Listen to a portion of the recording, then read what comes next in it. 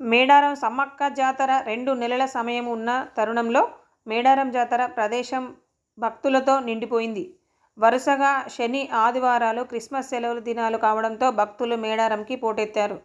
భక్తులు వివిధ కార్లు, బస్సులు, ఇతర వాహనాలలో తరలి రావడంతో భక్తులతో సందడిగా మారింది. భక్తులు సమ్మక్క సారలమ్మ గద్దెల వద్ద దర్శించుకొని కోళ్లు, గొర్రెలు సమర్పించారు. ఉదయం జాతరకు వచ్చిన భక్తులు జంపన్న వాగు వద్ద తలనీలాలు సమర్పించి అనంతరం సమ్మక్క సారలమ్మను దర్శించుకున్నారు. దర్శనానంతరం భక్తులు ఉదయం నుంచి సాయంత్రం వరకు విడిది చేసి వెళ్తున్నారు. జనం లేని ప్రదేశం జనంతో కిటకిటలాడింది. 2 నెలల ముందే భక్తులు తరలివచ్చి మొక్కులు తీర్చుకుంటున్నారు. అలాగే పంచాయతీరాజ్ శాఖ మంత్రి సీతక్క కూడా సోమవారం దర్శించుకోవడం జరిగింది. జంపన్న వాగు నుంచి సమ్మక్క జాతర గద్దెల వరకు వాహనాలతో కిటకిటలాడింది. ఎటు చూసినా వందలాది కార్లు, బస్సులు తదితర వాహనాలు జాతర ప్రదేశంలో కనిపించాయి.